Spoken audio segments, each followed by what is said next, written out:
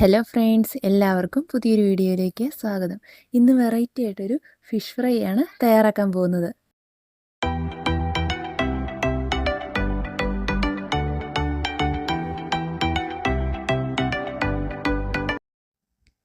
ഈ fish fry തയ്യാറാക്കുന്നതിനായിട്ട് ഞാനിവിടെ 4 piece fish എടുത്തിട്ടുണ്ട്.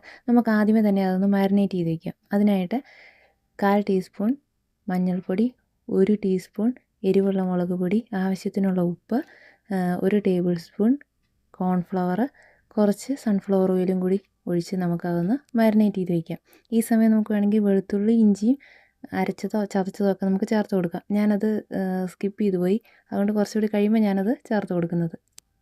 ഈ ഫിഷ് ഫ്രൈ നമ്മൾ തയ്യാറാക്കുമ്പോൾ അതിനായിട്ട് നമ്മൾ മുള്ളില്ലാത്ത ഫിഷ് തന്നെ എടുക്കണം. പിന്നെ തൊലിയൊന്നും ഇല്ലാത്തത്, അങ്ങനത്തെ ഫിഷ് യൂസ് ചെയ്തിട്ട് വേണം നമ്മളത് തയ്യാറാക്കി എടുക്കാനായിട്ട്. പീസായിട്ട് എടുക്കാൻ പറ്റുന്ന ഏത് ഫിഷാണെങ്കിലും കുഴപ്പമില്ല. ഇതുപോലെ ഇങ്ങനെ ഞാനിപ്പോഴാണ് വെളുത്തുള്ളി ഇഞ്ചിയും ചതച്ചത് ചേർത്ത് കൊടുക്കുന്നത്. ഇത് ആദ്യമേ നമുക്ക് പൊടികൾ ചേർത്ത് കൊടുക്കുന്ന കൂടെ തന്നെ നമുക്ക് ചേർത്ത് കൊടുക്കാവുന്നതാണ്. ഞാനത് മറന്നുപോയി, അതുകൊണ്ട് ഇപ്പോൾ ചേർത്ത് കൊടുത്തത്. ഇനി ഇതൊന്ന് അരമണിക്കൂർ മാറ്റി വയ്ക്കുക, അതൊന്ന് മസാലയ്ക്കൊന്ന് പിടിക്കാൻ വേണ്ടി. അതിനുശേഷം നമ്മളിവിടെ റവ എടുത്ത് വെച്ചിട്ടുണ്ട്. അതിലേക്കൊന്ന് കോട്ട് ചെയ്തതിന് ശേഷം എണ്ണയിലിട്ട് വറുത്തെടുത്താൽ മതി. ഫിഷിൻ്റെ എല്ലാ സൈഡും റവയിലിട്ട് നല്ലതുപോലെ തന്നെ കോട്ട് ചെയ്തതിന് ശേഷം വേണം നന്നായിട്ട് ചൂടായ എണ്ണയിലിട്ട് ഇത് വറുത്തെടുക്കാനായിട്ട്.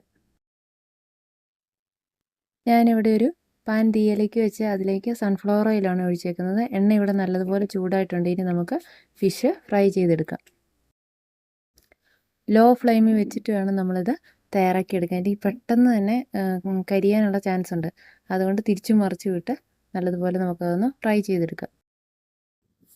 കേരളത്തിലും വെളിയിലേക്കൊക്കെ ഒരുപാട് ഫേമസ് ആയിട്ടുള്ളൊരു റെസിപ്പി കൂടിയാണിത്. നിങ്ങൾ ഇതുവരെ ട്രൈ ചെയ്ത് നോക്കിയിട്ടില്ലെങ്കിൽ തീർച്ചയായിട്ടും ഈ റെസിപ്പി ഒന്ന് ട്രൈ ചെയ്ത് നോക്കണേ.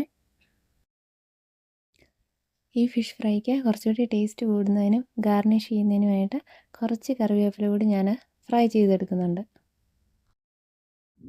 ഈ ഫിഷ് ഫ്രൈ ചൂടോടെ കഴിക്കാൻ വളരെ ടേസ്റ്റാണ്.